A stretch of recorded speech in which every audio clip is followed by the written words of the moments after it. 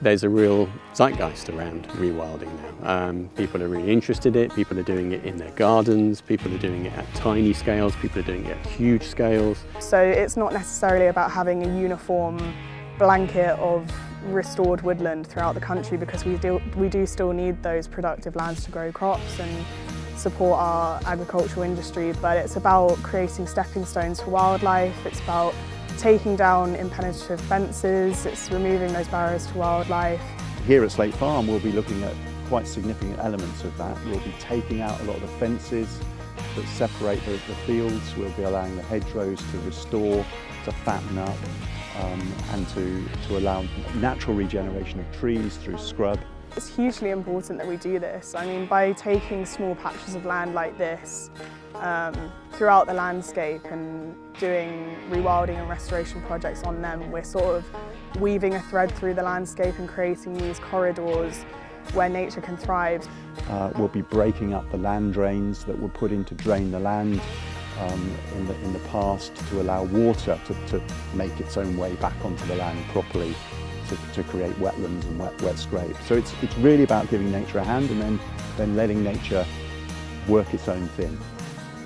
You know, I joined Biofarm because I want to make a big difference to the natural environment, and I see this as a real opportunity to do that, and I think that's what drives you and I to be part of the Biofarm team.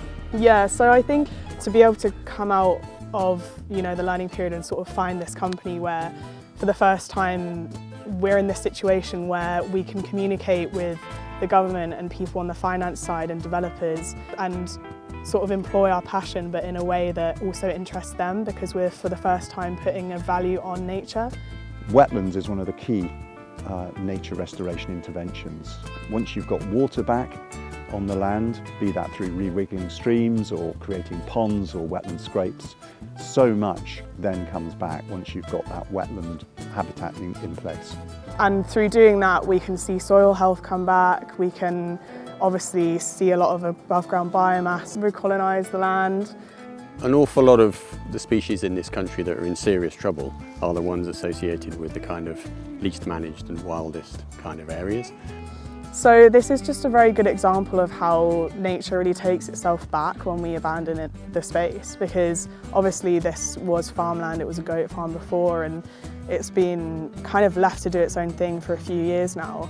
And it's just really simple things like seeing the scrub come back, and also, you know, things like this dead oak, which, as you can see from the massive amount of rings it has, it's probably hundreds of years old. The species that can tolerate the kind of intensive treatments that we put on the land and that can tolerate living cheek by jowl with us in kind of built up urban areas and are used to being disturbed and have adapted to that, they're all doing, on the whole, not so bad. The species that aren't so tolerant of disturbance, the species that have very specialist requirements that only really natural processes generate, they're the ones that are in serious trouble. And I think the mindset that a lot of people had, especially in the Victorian time, was tidy everything up, everything has to be uniform. You know, people wanted to cut this for firewood, but actually leaving it here is hugely important because it's just an example of how we're restoring those natural processes. So we've seen over the last 30, 40 years, we've seen huge declines in a number of species that used to be common, whether those plants, whether those are birds, whether those are insects. Like this will have a huge role in stabilising nutrient cycling and soil formation. It's become habitat for fungi, a nursery for larvae, which then becomes a larder for birds of prey and other insectivorous animals. And it also, you know, promotes detritivores. So it's really a key part. We tend to have this fascination with death and things, and we're trying to remove it and cover it up, but actually that's a hugely important part of creating a self-sufficient environment. So we'll leave this here and see what it can do and how it will integrate itself into the landscape. Rewilding has a part to play, and Biodiversity Net Gain has a part to play in delivering a rewilding process in a way that's kind of financially beneficial to everybody involved.